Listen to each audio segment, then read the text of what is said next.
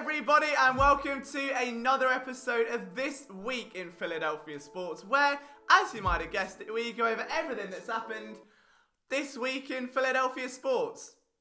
Again, if you're new to this channel and haven't yet subscribed, it would be amazing if you could take a couple of seconds to do so. If you're already one of the PSN Nation, make sure you've got that bell turned on because you get notified every time this chaotic roller coaster gets uploaded. Now, of course, we've got to preface this video with a statement because yesterday I put up a big angry rant that Cre'Von LeBlanc got released, and then today he's back with the team, which meant that within the first hour, that video got bombarded with stuff like this.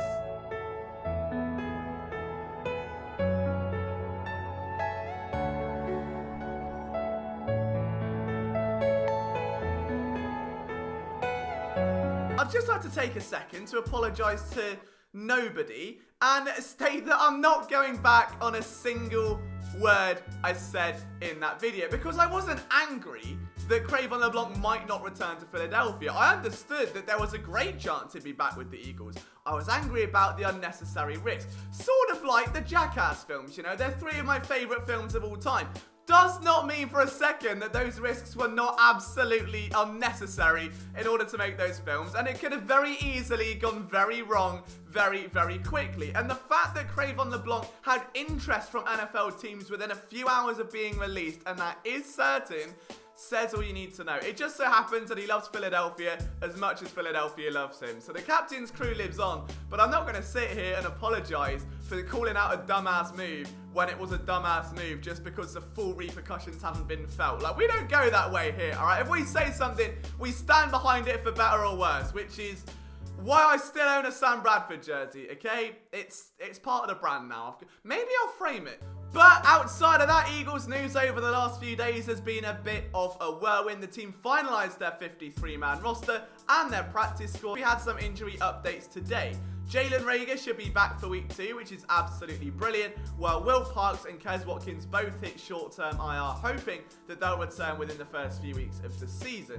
Outside of that, though, the Eagles have pretty much finalised their roster for the opening week against Washington. And on that note, I'd just like to say that Eagles football is back for the last time, ladies and gentlemen, in a full season now. There will not be a Sunday fun day because every fun day is an Eagles day. It's not like the Sunday fun days have been very fun recently since Howie just likes to, ruin them. But I'm excited that we've got Eagles football back. I'm genuinely stoked to see what this team will do in 2020. There are a lot of reasons to be excited, a couple reasons to be concerned. And I don't want to fully ruin the 53-man roster breakdown, but I think it's only fair that we go over a couple of the oddities that have gone into this, considering that left tackle depth, for instance, is still pretty shallow. So the areas of concern for me off the bat, tight end, there are two names. You've got Caleb Wilson on the practice squad and Josh Perkins is currently on IR. If either of Zach Ertz or Dallas Goedert goes down, I don't want to live in that reality, and I really hope that version of the Matrix doesn't unfold because it will be absolutely mortifying. Now, Dallas Goedert held his own without Zach Ertz last season. There's no denying that, but the Eagles live and breathe in 12 personnel, and you'd like to think that with so many wide receivers, they may flex out of that a little bit, but at the end of the day, some of those receivers are down anyway. We don't know. The Eagles also haven't yet signed Cordy Glenn, but I think they should because of that left tackle depth. I mean, don't get me wrong, it is absolutely fantastic that Jason Peters waltzed into Doug Peterson's office today and goes, "Dougie Wug, don't you worry, buddy, I'm going back to the left." Say no more, actually. Shh. What about your No more. No more. And Jason Peters randomly playing left tackle without taking a pay rise is, we'll take that. That's pretty selfless. I mean, it's one of them, isn't it? It's not the most selfless thing in the world because he still pushed for a pay rise and the Eagles were like, all right, well, we'll move on without you then. And he still did it anyway, but we can't complain, okay? The fact is that Jason Peters is your starting left tackle. Matt Pryor, your starting right guard at week 1. Didn't happen in the circumstance I predicted, but still I said Pryor would be your week 1 starting guard anyway, so tick that box. But as of right now, behind Jason Peters, there is Jordan Mailata and Jack Driscoll, who combined for a total of 0 NFL game experience. And as we know, Jason Peters is hardly Optimus Prime and is susceptible to the odd knock and wobble here and there, so there may be a need for a backup tackle. Cordy Glenn isn't the most efficient of offensive linemen. He's not going to blow you away and be as dominant as Jason Peters, but as far as a backup goes, ranking 38th out of 69 according to PFF, coming from the Bengals, he's still 30 years old. I think that it will be a cheap and cheerful signing and give the Eagles that insurance policy, which, let's be honest, they need right now, because if Jason Peters goes down in week 1, I do not want to see Chase Young get anywhere near Jordan Mailata. I would rather go in and take the L myself. I don't want to see that man get bulldozed. It won't be pretty. If they don't sign Cordy Glenn, they could scan the waiver wire, they could look at the pool of free agents currently, or they may even decide to late trade for someone. But with week 1 being on the horizon, it doesn't make a ton of sense. Like, it kind of has to be Cordy Glenn, given the length of the workout period, given how the state of things are with COVID. I think it has to kind of be Glenn or a guy from your practice squad or the pool of players already on the roster. So I'd like to think the Eagles will be smart here, but I've been wrong before. Also, I would just like to take a moment for a humble brag, because every year there is an Eagles beat writer competition between all the beat writer friendship group, which I'm not part of, so don't worry about that, where they predict the 53-man roster and see who gets the most picks. Right, and out of 9 writers, not a single one of them predicted Alex Singleton would make the roster. So I would just like to take this second to humbly brag that, yes, and stands are firing on all cylinders.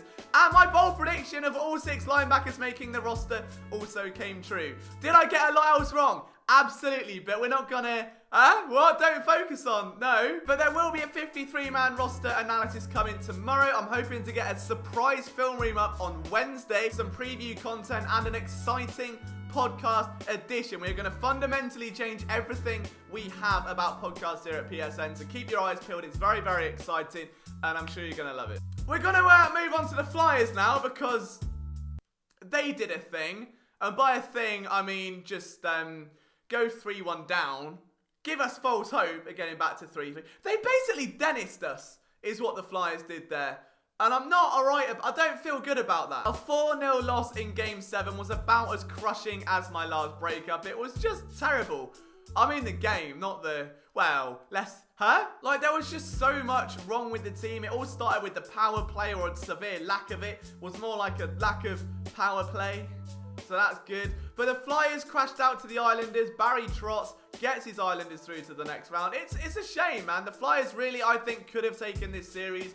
The Islanders were far more disciplined on defense. They forced the Flyers to try and get some production from their top lines. They couldn't do it. And if you can't score when you're a man up, you're not going to score at even strength. And that was ultimately the difference, regardless of how much Carter Hart carried this team.